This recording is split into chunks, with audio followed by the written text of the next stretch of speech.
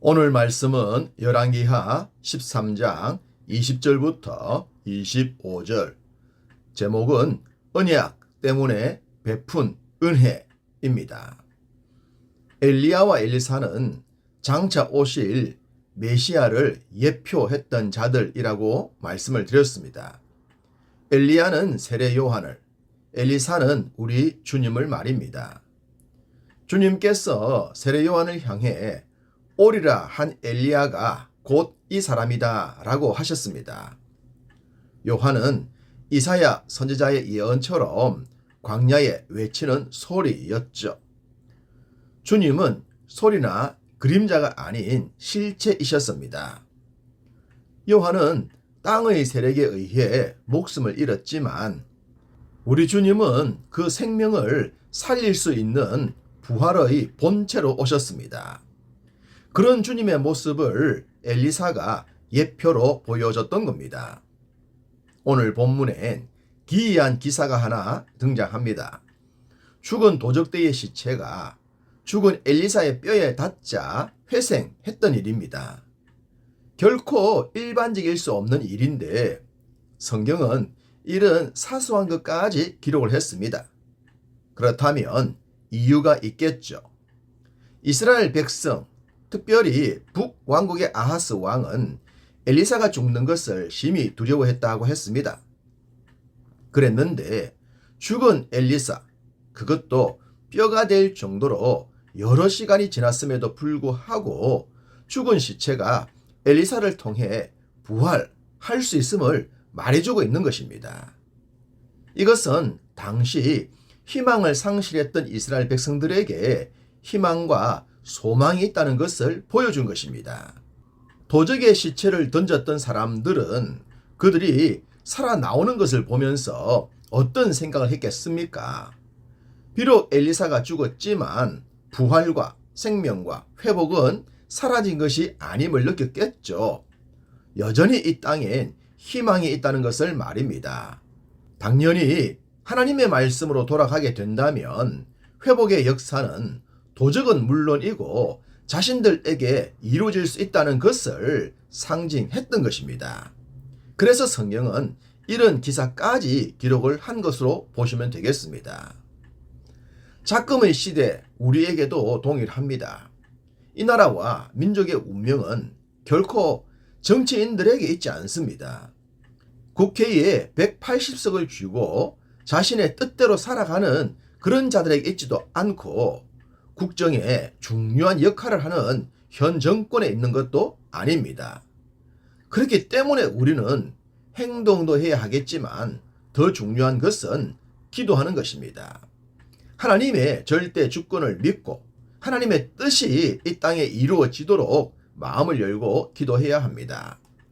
정치로 인해 교회가 분열되거나 세대가 분열되지 않도록 기도합시다.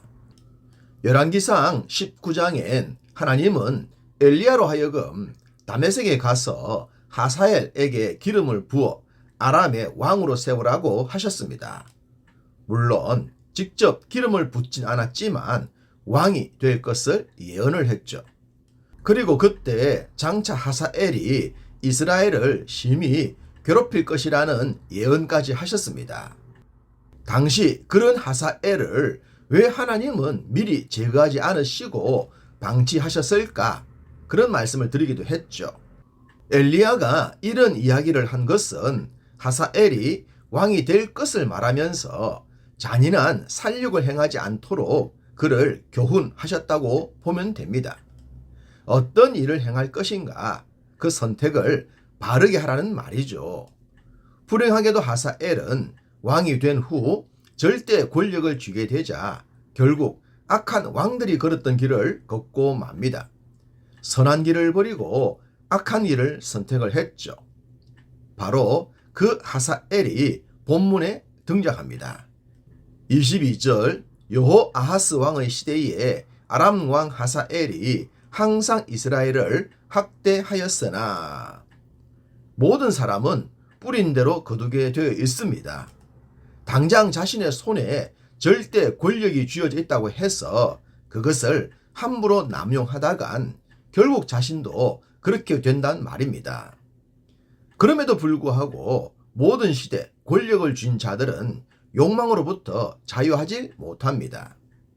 우리가 역사를 공부하는 것은 이런 전철을 되밟지 않도록 하기 위함도 있죠. 하사엘의 만행이 극심했지만 하나님의 보호하심은 그를 능히 막아냈습니다.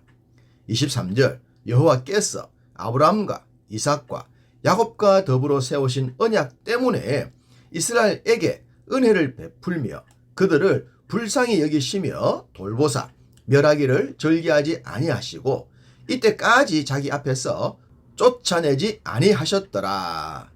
하나님 보호하사 우리나라 만세입니다. 하나님은 아브라함과 이삭과 야곱과 세운 언약을 지키고 계셨습니다. 주의 뜻에 합했던 다윗과 세운 언약도 지키셨고 성전을 지어 성전 중심의 삶을 살면 언제나 도와주겠다고 하셨던 솔로몬과 세운 언약도 지키셨습니다. 하나님은 자신이 세운 언약으로 인해 이스라엘을 멸망하는 대신 은혜와 긍휼을 베풀어 주셨습니다. 할렐루야! 지금도 동일합니다. 하나님은 예수 그리스도 안에서 우리와 맺어진 언약으로 인해 우리를 이스라엘처럼 지키시고 보호하실 줄로 믿습니다. 이런 은혜를 영원토록 누리기 위해선 말씀에 적합한 자로 살아가야 할 겁니다. 그리하여 연약한 우리를 통해 능하신 하나님의 역사가 범사를 통해 나타나기를 간절히 소망합니다.